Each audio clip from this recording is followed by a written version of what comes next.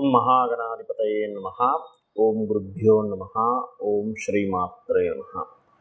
పరమేశ్వర స్వరూపమైనటువంటి జ్యోతిష, వాస్తు మరియు ఇతర అనేకమైనటువంటి శాస్త్రములను మనకు అందించినటువంటి మహర్షులకి నమస్కారం. హయగ్రీవ హయగ్రీవ హయగ్రీవేతియో వదేత్ తస్య నిస్సర సేవాని జన్హుకన్యా ప్రవాహవత్. అరుణాం కరుణాతరంగితాక్షీం ధృతపాశాంకుశపుష్పబాణ చాపాం అనిమాదిభిరావృతాం మయూకైః అహమిత్యేవ విభావయే భవాని. శ్రీమాత్రే నమః. ప్రేక్షకులకి ఆ లలితాంబిక అమ్మవారి యొక్క అనుగ్రహం పరిపూర్ణంగా కలగాలన్న స్ఫూర్తి కోరుకుంటూ మనం ఈరోజు చెప్పుకోబోయేటువంటి వార ఫలితాల్లో 10వ తేదీ మార్చి నుంచి 16వ తేదీ వరకు ఏ విధంగా ఉంది. గ్రహస్థితి కనుక చూసుకున్నట్లయితే గురువు మేషంలోని, మీన రాశిలో బుధుడు, రాహువు అంటే నీచ స్థానంలో ఉన్నాడు బుధుడు. అదేవిధంగా రవి, శని, శుక్ర, చంద్రగ్రహాలు కుంభంలోని, మనకి కుజుడు మకర రాశిలో ఉన్నాడు. అయితే ఈ వారం రోజులు చంద్రుడు 10వ తేదీ నుంచి 16వ తేదీ వరకు కుంభం నుంచి మనకి వృషభ రాశి వరకు సంచారం జరుగుతుంది. ఈ యొక్క గ్రహస్థను అనుసరించి ద్వాదశ లగ్నాల వారికి, లగ్నం తెలియని వారు రాశిని చూసుకోండి, ఎటువంటి ఫలితాలు రానున్నాయి, ఏ విషయాల పట్ల జాగ్రత్త వహించాలి, మరియు అదేవిధంగా ఏ దేవత ఆరాధన చేసుకోవాలనే విషయాన్ని మనం ఇప్పుడు తెలుసుకుందాం. మీన లగ్నము, మీన రాశి. మీనం వారికి మీకు ఈ వారం అంతా కూడా బాగా పాజిటివ్గా ఉండేటువంటి ఫలితాలు ఏమిటి అంటే, తండ్రుల నుంచి, గురువుల నుంచి సపోర్ట్ లభించడము, హైయర్ ఎడ్యుకేషన్ విషయంలో చాలా బాగా కలిసి రావడము, అదేవిధంగా మరొక విషయం ఏంటంటే బ్యాంకింగ్ సపోర్ట్ రావడం అనేటువంటి చాలా స్పష్టంగా చూపిస్తుంది. అలాగే చతుర్థ సప్తమాధిపతి అయినటువంటి బుధుడు నీచబడి రాశిలో ఉన్నందుకు ఇక్కడ ప్రధానంగా ఏంటంటే ఇది 13, 14 తేదీలు కొంచెం మీరు ఏదైనా ఇన్వెస్ట్మెంట్స్ చేసేటప్పుడు కాస్త జాగ్రత్తగా ఉండండి. అదేవిధంగా ఈ బుధుడు నీచబడి ఉన్నాడు కాబట్టి ఏదైనా ప్రాపర్టీస్ తీసుకునేటప్పుడు, ఏదైనా కోర్సెస్ తీసుకునేటప్పుడు, ఏదైనా బిజినెస్ రిలేటెడ్ సంబంధించినటువంటి ఇవి స్థాపించేటప్పుడు, వివాహ సంబంధించిన విషయంలో ప్రయత్నాలు చేసేటప్పుడు చాలా కేర్గా, చాలా జాగ్రత్తగా ఉండాలి, గుర్తుపెట్టుకోండి. అలాగే మరొక విషయం ఏంటంటే ఇక్కడ గమనించుకున్నట్లయితే ధనస్థానం ఏదైతే ఉందో, ధనస్థానంలో గురువు ఉన్నాడు కాబట్టి ధనపరంగా చాలా బాగుంటుంది, అందులో ఎటువంటి సందేహం లేదు. మరొక విషయం ఏంటంటే ఇక్కడ గమనించుకున్నట్లయితే శుక్రుడు ప్రధానంగా ఇక్కడ శుక్రగ్రహం యొక్క స్థితి ఏం చూపిస్తుంది అంటే, మీరు 12వ స్థానంలో శుక్రుడు, రవి మరియు శనితో ఉన్నాడు కాబట్టి సహజంగా ఇన్వెస్ట్మెంట్స్ చేసేటప్పుడు కాస్త చూసి ఇన్వెస్ట్మెంట్స్ చేయాలి. వివాహ నిర్ణయాలు, ఇన్వెస్ట్మెంట్స్, పార్ట్నర్స్ని కలుపుకునే విషయంలో కాస్త జాగ్రత్తగా ఉండాలని చూపిస్తుంది. కాకపోతే క్రియేటివ్ ఫీల్డ్లో ఉండేటువంటి వారికి, బుటిక్స్ నడిపేటువంటి వారికి, ఫ్యాషన్ రిలేటెడ్ రంగాల్లో ఉండేటువంటి వారికి చాలా బాగుంటుంది చెప్పాలంటే. అంటే ఆ రంగాల వాళ్ళకి చాలా పాజిటివ్గా ఉంది ఈ వారం మొత్తం చూసుకున్నట్లయితే.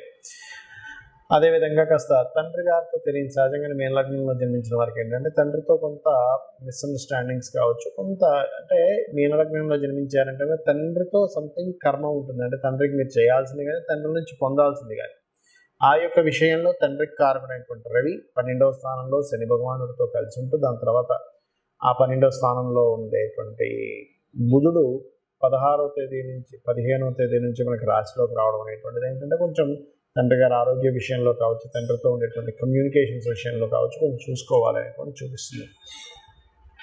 అలాగే కొద్దిగా చతుర్థాధిపతి అయినందుకు ఫోన్ మాట్లాడుతూ మన రోడ్డు దాటడం, లేకపోతే ఫోన్ మాట్లాడుతూ డ్రైవింగ్ చేయడం చేస్తుంటారు. ఎవరూ చేయకూడదు ఫోన్ మాట్లాడుతూ డ్రైవింగ్ అనేటువంటిది. కాకపోతే ఇక్కడ ఏంటంటే ఈ బుధుడు యొక్క స్థితి ఇలా ఉన్నందుకు ప్రత్యేకంగా గుర్తుపెట్టుకోండి, మీరు ఒకటే వాహనం మీద వెళ్ళేటప్పుడు కాస్త జాగ్రత్తగా వెళ్ళండి, స్లోగా వెళ్ళండి, తొందరపాటు పనికిరాదు. అదేవిధంగా పూర్వీకుల ఆస్తులకు సంబంధించిన విషయంలో కూడా కొంత జాగ్రత్త వహించండి. ఎందుకంటే ఇక్కడ శుక్రుడు అష్టమాధిపతి అయినటువంటి శుక్రుడు రవిశని మధ్యలో ఉంటున్నాడు కాబట్టి ఆ యొక్క ఆస్తులకు సంబంధించిన విషయంలో తొందరపాటు నిర్ణయాలు తీసుకోకండి. ఈ చిన్న చిన్న స్కిన్ డిజీజెస్, స్కిన్ రిలేటెడ్ సంబంధించిన ఇబ్బందులు ఉండేటువంటి వారికి కొంచెం పెరుగుతుంటుంది బుధుడు నీచంగా ఉన్నది కాబట్టి ఆ యొక్క విషయంలో తగు జాగ్రత్తలు తీసుకోండి. ఉద్యోగ అవకాశాలు అయితే చాలా చక్కగా వస్తాయి, అందులో ఎటువంటి సందేహం లేదు. కాకపోతే కాస్త ఇన్వెస్ట్మెంట్స్ చేసే విషయాల్లో మాత్రం కాస్త జాగ్రత్త వహించండి, గుర్తుపెట్టుకోండి. ఇక 16వ తేదీ వరకు మాత్రం కొంచెం లాభస్థానంలో కుజుడు ఉచ్చస్థితిలో ఉన్నాడు కాబట్టి మంచి లాభాలు వస్తాయి, అందులో ఎటువంటి సందేహం లేదు. కాకపోతే ఇందాక నేను చెప్పినట్టుగా వ్యాపారాలు, పార్ట్నర్స్ని కలుపుకునే విషయము, పెళ్లి విషయంలో మాత్రం బుధుడు నీచంలో ఉన్నాడు కాబట్టి కాస్త జాగ్రత్త వహిస్తూ మీరు చేయవలసిన దేవతారాధన రాజరాజేశ్వరి అమ్మవారి యొక్క ఆరాధన చేయండి. పెసలు దానంగా ఇవ్వండి, అన్ని విధాలా బాగుంటుంది. మనకి యూనివర్సల్గా కలిగేటువంటి కొన్ని ఎఫెక్ట్స్ ఉంటుంటాయి. దాని పరంగా చూసుకున్నట్లయితే బుధుడు నీచ స్థానంలో ఉన్నాడు ప్రస్తుతం. కాబట్టి అందరూ కూడా ఈ రాశి వారా, ఈ లగ్నం వారా అని కాదు, ముఖ్యంగా బుధగ్రహం అప్పులకి, వ్యాపారానికి, రిలేషన్స్కి కారకుడు. అప్పులు, వ్యాపారము, రిలేషన్స్ ఈ యొక్క విషయంలో బుధుడు నీచ స్థానంలో ఉన్నంత కాలము కూడా చాలా జాగ్రత్తగా ఉండాలి. ఇవే కాకుండా ఏదైనా కొత్త వ్యాపారం ప్రారంభించడానికి కూడా చూసుకొని ప్రారంభించాలి బుధ నీచ స్థానంలో ఉన్నప్పుడు. కాబట్టి తొందరపడి చాలామంది ఏం చేస్తారంటే ముహూర్తాలు ఉన్నాయని చెప్పి పెట్టేసుకుని ఉంటారు. బట్ ఏ గ్రహం బాగుందో ఆ గ్రహ సంబంధించింది బాగున్నప్పుడే ఆ గ్రహ కారకత్వాలను అనుసరించి ముహూర్తాలు పెట్టుకోవాలి. కాబట్టి బుధగ్రహం నీచ స్థానం వెళ్ళిపోయే వరకు కూడా ముహూర్తాల జోలికి తొందరగా వెళ్ళకండి. ఇంకా తప్పదు, కొన్నిసార్లు ఎలా ఉంటుందంటే ఏమండి మాకు కంపల్సరీ అవ్వాలి, లేకపోతే మాకు రెంట్స్ పడతాయి అన్నప్పుడు ఖచ్చితంగా నేను చెప్పేది ఒకటే, బుధగ్రహం నీచంలో ఉంది కాబట్టి విష్ణు సహస్రనామాలు రెగ్యులర్గా వింటూ, పెసలు అంటారు, పెసల్ని గ్రీన్ కలర్ వస్త్రం కలిపి ఆ రెండింటిని దానంగా ఇవ్వండి. ఇచ్చినట్లయితే ఒక 7 సార్లు ఇవ్వండి, 7 వీక్స్. అప్పుడు మీకు బుధగ్రహ నీచంలో ఉన్నటువంటి దోషం చాలామందికి కొత్తగా వ్యాపారం ప్రారంభించాలనే కాదు, కొంతమందికి ఎలా ఉంటుందంటే చేస్తున్న వ్యాపారంలో కూడా సరైనటువంటి ఫలితాలు రావు. అటువంటి వారు ఖచ్చితంగా ఈ పరిహారం చేయండి. ఇంకా వీలైతే బిల్వపత్రంతో శివార్చన చేయండి, చక్కటి ఫలితాలు వస్తాయి. బుధగ్రహం ఇచ్చేటువంటి నెగిటివ్ ఫలితాలు తగ్గుతాయి. ఇక మరొక విషయం ఏంటంటే మనం గోచార ఫలితాలు మాత్రమే కాకుండా ముఖ్యంగా మీరు చూసుకోవాల్సినటువంటి మీ యొక్క జన్మజాతక ఫలితాలు. అంటే మీ లగ్నం ఎలా ఉంది, మీ లగ్నాధిపతి ఉన్న స్థితి ఏమిటి, మీరు జన్మించినప్పుడు ఉన్నటువంటి తేదీ, సమయము, నెల, సంవత్సరము, ప్రాంతము, అంటే ఎక్కడ పుట్టారు, వీటిని బట్టి మీ యొక్క లగ్నం ఏమిటి అనేటువంటి తెలుస్తుంది 12 లగ్నాల్లో. ఆ లగ్నం ఎలా ఉంది దాని పొజిషన్ బట్టి మీ లైఫ్ ఉంటుంది, మీ తత్వం ఉంటుంది, మీ యాక్టివిటీస్ ఉంటాయి, మీ నేచర్ ఉంటుంది, ఎవ్రీథింగ్ మీ లగ్నాన్ని బట్టి ఉంటుంది. అసలు మనిషిని చూడకుండా జాతక చక్రాన్ని చూసి చాలా సింపుల్గా ఈ వ్యక్తి ఇలాంటి వాడు అని చెప్పి 100% చెప్పచ్చు, డౌట్ లేదు. కాకపోతే లగ్నం మారకూడదు పుట్టిన సమయంలో. ఒక్కోసారి సంధి లగ్నం అంటారు. సంధి లగ్నం పడ్డప్పుడు మాత్రం 2 లగ్నాలు వచ్చినప్పుడు మాత్రం దాన్ని కొంత పరిశీలించి అర్థం చేసుకోవాలి. ఆ రకంగా ఎలా అయితే మనిషిని చూడకుండానే ఈ మనిషి ఇలాంటి తత్వము అని లగ్నాన్ని చూసి ఎలా చెప్తామో, మనిషి చూడక్కర్లేదు, ఓన్లీ జాతకం చూసి.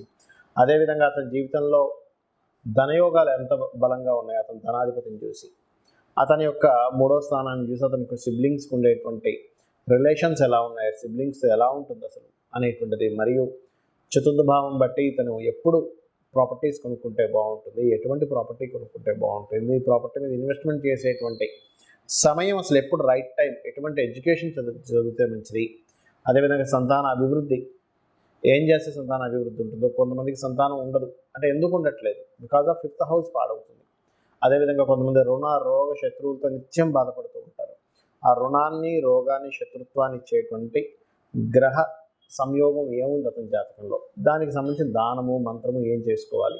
మంత్రస్థానం యాక్టివేషన్ అయితే రుణరోగ శత్రు స్థానాలు డౌన్ అవుతాయి, అంటే ఆ ప్రాబ్లం అనేది తగ్గుతుంది. అదేవిధంగా వివాహం, చాలామంది చూడండి వివాహం ఎప్పుడవుతుందండి, నా వివాహం అవ్వట్లేదండి, ఏం చేయాలో అర్థం కావట్లేదు, ఇలాగే ఉండిపోతాను దిగులు చెందుతూ ఉంటారు. ఇక్కడ ఏంటంటే ఒకటే గుర్తుపెట్టుకోవాలి, వివాహానికి ఒక రైట్ టైం అనేటువంటిది ఉంటుంది. అది 3 నుంచి 5 సార్లు వస్తుంది. ఆ రైట్ టైం తెలుసుకుని ఆ సమయంలో కనుక మీరు వెతికినట్లయితే 100% వివాహం అయితే తీరుతుంది, అందులో ఎటువంటి సందేహం లేదు. ఇక మరొక విషయం ఏంటంటే ఇక్కడ గమనించుకున్నట్లయితే వివాహము మరియు ఒకటే గుర్తుపెట్టుకోండి, వివాహం తర్వాత మనకి ఇందాక నేను చెప్పినట్టుగా సంతాన యోగాలు, అందులో పర్టికులర్గా ఎప్పుడు ఎలాంటి సమయంలో వివాహం వెతికితే తొందరగా అవుతుంది, ఎప్పుడు చేసుకోకూడదు అనేటువంటిది కూడా ఉంటుంది. వివాహం కొంతమందికి ఎలా ఉంటుందంటే ఒక 20 సంవత్సరాలు ఉంటుంది వివాహ యోగం లేని సందర్భం. మరి అలాంటప్పుడు 20 సంవత్సరాలు ఆగుతారా అంటే అలా కాకుండా దానికి సంబంధించిన రెమెడీ చేసుకోవడం, ఇన్వెస్ట్మెంట్స్ కావచ్చు, విదేశాలకు వెళ్ళడం కావచ్చు, వ్యాపారం కావచ్చు, ఇవన్నీ కూడా మీ జన్మజాతకంలోనే ఉంటాయి. ఒక బ్యాడ్ టైం నడుస్తుంటే దాన్ని ఎట్లా గుడ్గా మార్చుకోవాలనేటువంటిది కూడా మీ జన్మజాతకంలో ఉంటుంది. అది కూడా చాలా సింపుల్గా ఒక అమ్మవారి నామాన్ని తీసుకొని దాన్ని రోజు చాంటింగ్ చేయడం ద్వారా క్లియర్ చేసుకోవచ్చు. చాలామంది ఏమనుకుంటారంటే దీనికి ఏదో పెద్ద పూజలు చేసుకోవాలి, వేలు లక్షలు ఖర్చు పెడితేనే కానీ మనం బయటపడలేమనుకుంటారు. అదంతా భ్రమ, గుర్తుపెట్టుకోండి. ఈ కలియుగంలో నామం చేసినంత మాత్రం చేత మనం విముక్తి చెందుతాం ఎటువంటి కష్టం నుంచి అయినా సరే. సరే, ఇక్కడ మీకు సందేహం కలగవచ్చు, ఏమండి మరి అన్నీ మన జన్మజాతకంలో ఉన్నప్పుడు మనం ఎందుకు ఈ వార ఫలితాలని, మాస ఫలితాలని, ఆ గ్రహం ఈ గ్రహం కలిసిందని ఇట్లాంటివన్నీ ఎందుకు చెప్పుకుంటున్నాము, సంవత్సర ఫలితాలు ఎందుకు చెప్పుకుంటున్నాము అంటే, జ్యోతిష్శాస్త్రం అనేటువంటిది మన జీవితంలాగే 2 భాగాలుగా ఉంటుంది. ఒకటి గోచార ఫలితము, రెండవది మన జన్మజాతక ఫలితం. మనం చూడండి, మనం ఒక ప్రయత్నం చేస్తూ ఉంటాం. ఆ ప్రయత్నానికి తగ్గట్టుగా బయట వాతావరణం ఉండాలి. అంటే ఎలా అంటే, చిన్న ఎగ్జాంపుల్ చెప్తాను చూడండి. మనం ఒక ప్రోడక్ట్ లాంచ్ చేస్తున్నాం.